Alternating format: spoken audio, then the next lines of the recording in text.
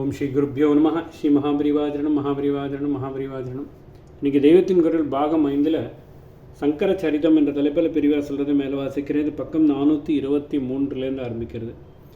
ஏன் சந்நியாசியாக அவதாரம்? சந்நியாசி தான் ஞானியாக இருக்க முடியும் என்பதில்லை. ஒரு சண்டாளன் கூட ஞானியாக இருக்கிற பட்சத்தில் அவனே என் குரு என்று நம்முடைய ஆச்சாரியாலே ஸ்தோத்திரம் செய்திருக்கிறார். அந்த கதை அப்புறம் பார்ப்போம், அப்புறம் கேட்போம். ஆனாலும் இந்த மாதிரி எங்கே வேண்டுமானாலும் ஞானி தோன்றுவது என்பது அபூர்வமாக நடப்பது தான். அதில் நாம் பயிற்சி கொடுத்து பண்ணும்படியாக ஒன்றும் இல்லை. உபதேச குரு என்றால் அவர் ஒரு லிஸ்ட் படி பயிற்சி கொடுத்தே சிஷ்யர்களை ஞானமடைய செய்யணும்.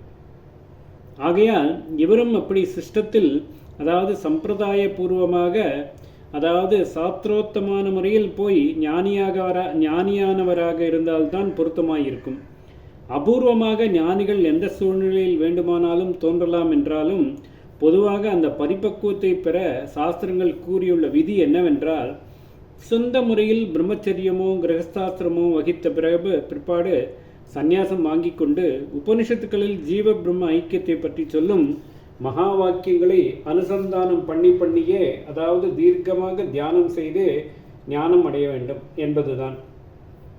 அம்மாதிரி அவதாரத்தில் நடத்தி காட்டுவதுதான் யுக்தம் என்று சுவாமி நினைத்தார்.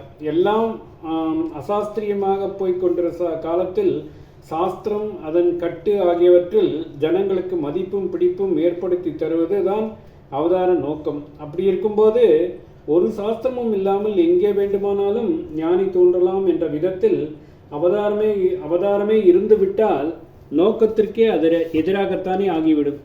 ஒரு மனுஷ ஜீவன் அடையக்கூடிய மிகவும் உச்ச நிலையான ஞானத்திற்கே சாஸ்திரம் வேண்டியதில்லை என்றால் அப்புறம் ஒரு உபதேசமும் வேண்டாம், அதை செய்ய அவதாரமும் வேண்டாம் என்றாகிவிடும். அல்லது அப்பொழுது பரவியிருந்த அசாஸ்திரிய அவைதிக மதங்கள் மாதிரி இன்னொன்றை உபதேசிக்கத்தான் அவதாரம் என்றாகிவிடும். ஆனால் அவதார லட்சியம் என்ன? வேத சாஸ்திரத்தை நிலைநாட்டுவதுதான். தர்ம சம்ஸ்தாபனம் என்று சொன்னதெல்லாம் வேத சம்ஸ்தாபனத்தை தான். அதிலும் இந்த அவதாரம் முடிவாக வேதம் சொன்ன அத்வைதத்தையே தன்னுடைய சிகரமான பணியாக நிலைநாட்டி நிவர்த்தி மார்க்க சந்நியாசிக்கே அதில் அதிகாரம் என்று தெளிவாக வழிவகுத்து தர வேண்டும் என்று சுவாமி சங்கல்பித்திருந்தார். அதனால் அவதார மூர்த்தியும் விதிவத்தாக சந்நியாசம் வாங்கி கொண்டு ஞானம் பெற்றதாகவே காட்ட வேண்டும் என்றாயிற்று. பௌத்த ஜெயின மதஸ்தர்களுக்கு கூட ஞானத்துக்கே தங்களை டெடிகேட் செய்து கொள்பவர்கள் பிக்ஷுக்களாக வேண்டுமென்று தானே வைத்திருந்தார்கள். சந்நியாசியான குருவாக அவதாரம் என்பது முடிவாயிற்று. சந்நியாசி இல்லாத கிருஷ்ணரும் ஞானோபதேசம் செய்தார் என்றாலும் அது அவர் செய்த அநேக காரியங்கள் ஒன்றுதான். அந்த காலத்தில் அந்த மட்டும் செய்ததே போதுமாயிருந்தது.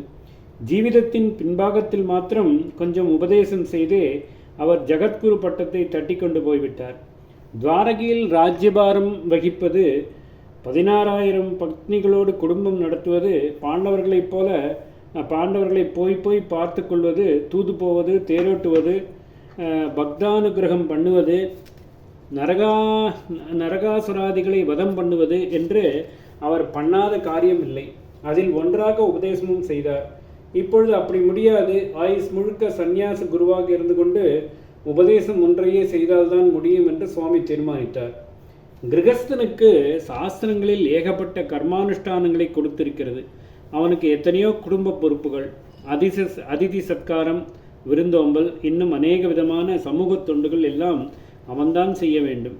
இதெல்லாம் போகத்தான் உபதேசிப்பது என்றால் அன்றைய ஆச்சாரியால் காலத்திய அபாயமான சூழ்நிலையில் போதவே போதாது.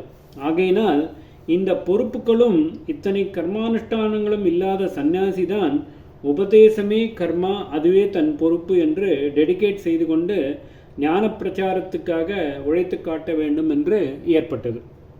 இந்த அவதாரத்திலே பாரத தேசம் முழுக்க சஞ்சாரம் செய்து நாடு பூரா பரவியிருந்த தப்பான மதங்களை வாதங்களினால் நிராகரணம் பண்ணி சத்தியமான வேதாந்த மதத்தை ஸ்தாபிக்க வேண்டியிருந்தது. அதாவது அவதாரமாக வருகிறவர் சதா காலமும் சஞ்சாரம் பண்ணிக்கொண்டே இருக்க வேண்டும் என்று அவசியம் ஏற்பட்டிருந்தது. குடும்ப பொறுப்புள்ள கிரகஸ்தன் எப்படி இந்த மாதிரி எப்பவும் ஊர் சுற்றி கொண்டே இருக்க முடியும்? மாறாக சன்னியாசிக்குத்தான் எப்பவும் சஞ்சாரம் பண்ணிக்கொண்டே இருக்கணும். ஒரே இடத்தில் அதிக நாள் இருந்தால் லோக்கல் அட்டாச்மெண்ட் உண்டாகிவிடுமாதலால் இடம் மாற்றிக்கொண்டே இருக்கணும் என்று சாஸ்திரமே விதி செய்திருக்கிறது. இதுவும் இப்பொழுது சந்நியாசியாக அவதாரம் காட்டுவதற்கு ஏற்படுவதற்கு ஒரு முக்கிய காரணமாயிற்று. 4 ஆசிரமங்களில் சந்நியாச ஆசிரமம்தான் சஞ்சாரத்துக்கு யோக்கியமான ஆசிரமம். பிரம்மச்சரியமாகப்பட்டவன் அந்தேவாசி என்பதாக குருவோடு கூடவே சேர்ந்து வசிக்க வேண்டியவன். குருகுல வாசமே விதிக்கப்பட்ட அவன் சஞ்சார வாழ்க்கையை நடத்த முடியாது. கிரகஸ்தன் மற்ற ஆசிரமிகளை ஆதரிப்பதும் தன்னுடைய குடும்ப பரணம் செய்வதுமான கடமையை ஸ்வகிரகத்திலேயே இருந்து கொண்டுதான் செய்ய முடியும்.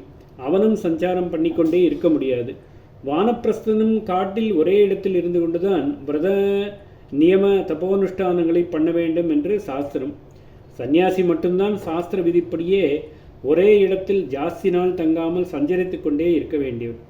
ஆகையினால் அப்படிப்பட்ட ஒரு அவதாரத்தினால் தானே தேசம் பூராவுக்கும் உபதேசம் தருவதான காரியம் நடக்க முடியும். ஓம் ஸ்ரீ குருப்யோ நமஹ. ஸ்ரீ மகாபரிவாஜனம் மகாபரிவாஜனம் மகாபரிவாஜனம்.